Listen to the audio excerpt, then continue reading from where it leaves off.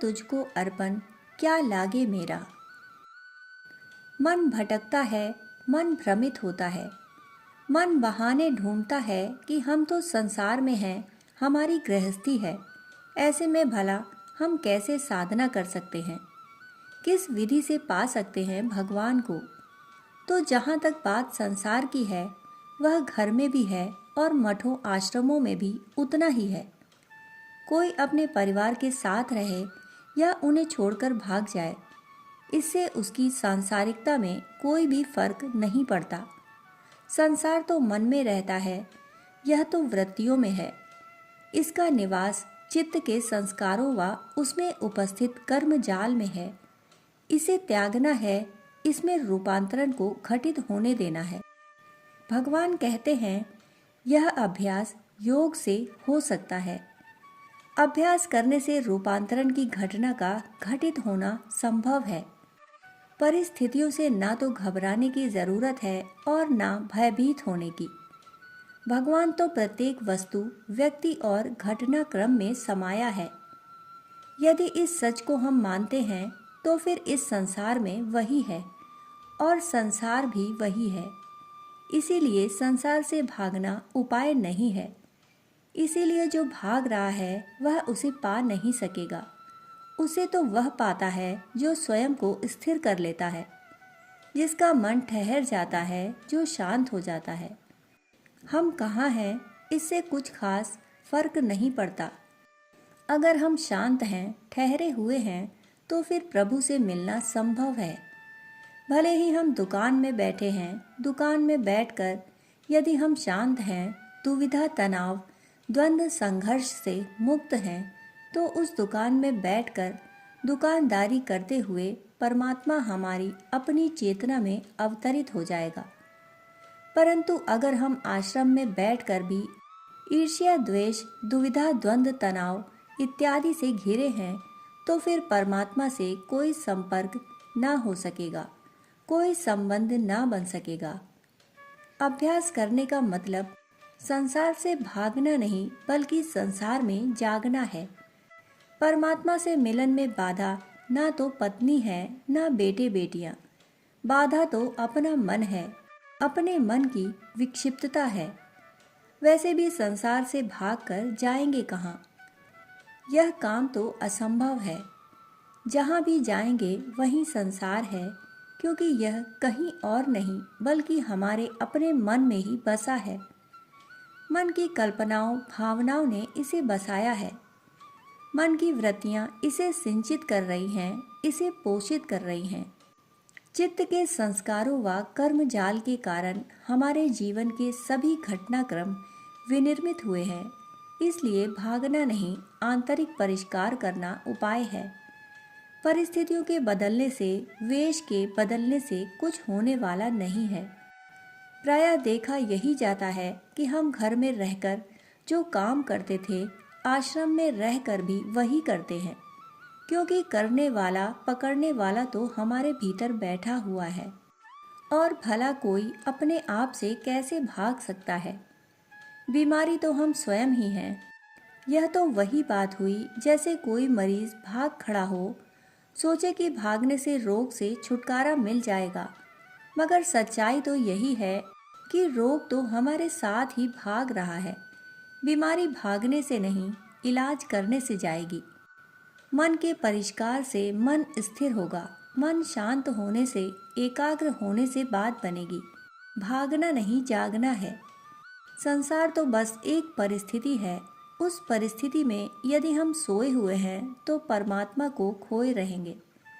उस परिस्थिति में यदि जागृति हो जाए तो परमात्मा से मिलन संभव है। इस बात को कुछ इस ढंग से भी समझा जा सकता है, जैसे कि कोई व्यक्ति सुबह एक बगीचे में सो रहा है, सूरज निकल रहा है, पक्षी कलरव ध्वनि कर रहे हैं, फूल खिल रहे हैं, उनकी सुगंध बिखर रही है, परंतु सोए हुए आदमी को इनमें से कुछ भी पता नहीं। वह अपनी आंखें खोले तो उसे कुछ पता चले। जब तक वह सो रहा है तब तक तो वह बस अपने सपनों में विचरण कर रहा है। ये फूलों भरा बगीचा, सुंदर आकाश, सुबह का सूरज सुगंध से भरी हवाएं, पक्षियों के गीत, इन सब का उसके लिए कोई अस्तित्व नहीं है। हो सकता है कि वह सोए हुए एक बुरा सपना देख रहा हो कि वह नरक में है, उसे काटा जा रहा है, वह नरक की आग में जल रहा है। हमारा अपना संसार ऐसा ही है। हमारा मन सोया हुआ है। जहाँ तक परमात्मा की अनुभूति की बात है तो वह तो चारों ओर है। हमारा निकटतम घनिष्ठतम केवल वही है। हमारे श्वासों में, दिल की धड़कनों में, रक्त के प्रवाह में केवल वही है। उससे अधिक निकटतम और कुछ भी नहीं। उसे पाने के लिए कहीं जाने की नहीं बल्कि यहीं जागने की आवश्यकता है। इसीलिए भगवान श्री कृष्ण अभ्यास योग का मार्ग सुझाते हैं, नींद को तोड़ने का मार्ग बताते हैं। अपना मन होश से भरें, मन के सपने विदा हों, चित्त के संस्कार मिटे, कर्म जाल नष्ट हो, मन में विचार की कोई तरंग ना उठे, मन शांत हो, मौन हो तो अभी इसी क्षण परमात्मा का स्पर्श अनुभव होने लगेगा। उसकी सुवास, सुगंध आने लगेगी। उसका संगीत, उसके सुमधुर गीत सुनाई देने लगेंगे। परमात्मा का सूर्योदय हमारी अपनी चेतना में होने लगेगा और तब हमारा अभ्यास अपनी पूर्णता का परिणाम देने लगेगा। निरंतर होने वाले अभ्यास से प्राप्त होने वाले योग को वह अभ्यास योग कहते हैं। इसीलिए भगवान अभ्यास की बात बताते हैं। यदि किसी के लिए यह संभव नहीं तो वे उसके लिए एक अन्य मार्ग बताते हैं। श्री भगवान कहते हैं, हे अर्जुन, यदि तुम अभ्यास में असमर्थ हो तो फिर मुझ में अर्पित होकर कर्म करने वाले बन जाओ। कर्म करना कोई विशेष घटना नहीं है। सभी अपने अपने ढंग से कुछ न कुछ कर्म करते हैं। कर्म है तो उसका कर्ता भी उपस्थित रहता है। यह कर्ता कोई और नहीं, मैं है। यह मैं जितना भी करता है मेरे के लिए करता है, अपने स्वार्थ के लिए करता है। कर्म से यदि मेरा मिट जाए, यदि मैं अनुपस्थित हो जाए तो समझो कि कर्म प्रभु को अर्पित हो गया। अहंकार के विसर्जित होते ही बात बदल जाती है। जीवन के प्रवाह की दिशा बदल जाती है। बात समझने की है, विचार करने की है। अहंकार है जीवन धारा के विपरीत, निरअहंकार है धारा के साथ। निरअहंकार में प्रभु प्रेम है, परमात्मा में स्वयं का विसर्जन है। हाँ, इसमें सांसारिक सफलता असफलता की व्यर्थता का बोध अवश्य है। सफलता यहाँ है तो अवश्य, पर वह आंतरिक है। इस जगत में उसका कोई मूल्यांकन नहीं हो पाता। महावीर को कितनी सफलता मिली कैसे समझा जाए, क्योंकि उन्होंने तो राज्य खजाना सब छोड़ दिया। बाद में भी ऐसा कुछ अर्जित भी नहीं हुआ। उन्हें जो मिला उसका आयाम अलग है। इस जगत की पहचान करने वाले उसकी पहचान नहीं कर पाते, परंतु फिर भी हमें उसकी सुगंध का अनुभव होता है। महावीर के उठने बैठने में हमें लगता है कि उन्हें कुछ मिल गया। उनका मौन, उनकी शांति, उनका आनंद, जीवन में उनका अभय, जीवन के प्रति उनकी गहन आस्था, मृत्यु से भी जरा सा संकोच नहीं, खो जाने की तैयारी है, जैसे वह पा लिया हो जो कभी खोता ही नहीं। अमृत का कोई अनुभव उन्हें हुआ है। उसकी हमें सुगंध, उसकी थोड़ी झलक, उसकी भनक, उसकी चमक उनके स्पर्श से, उनकी उपस्थिति से लगती है। लेकिन संसार की भाषा में उसे तौलने का कोई उपाय नहीं, कोई तराजू नहीं, कोई पैमाना नहीं कि माप लें। जब भगवान कहते हैं कि मुझ में अर्पित होकर कर्म करने लगो, तो वे इसी ओर बढ़ने को कहते हैं। प्रभु अर्पित कर्म करने का अर्थ है मेरे द्वारा किया जाने वाला सब कुछ अब उन्हें ही समर्पित है। मेरा उस पर कोई दावा नहीं। अहंकार विहीन होने पर ऐसा होता है। ऐसा होने का मतलब है कि मैं जैसा भी हूँ, जो भी हूँ, मैं आनंदित हूँ और अब मैं किसी से अपनी तुलना नहीं कर रहा। और मैं छोड़ता हूँ यह प्रतियोगिता, यह समझ, यह बोध। जिसे आ जाए वह इसकी फिक्र नहीं करता कि लोग क्या कहेंगे, संसार हमें क्या देगा और क्या छीनेगा। अपने को, अपने प्रत्येक कर्म को परमात्मा में अर्पित करने का आनंद आने लगता है। सच तो है कि इस मार्ग में कोई तकलीफ है भी नहीं।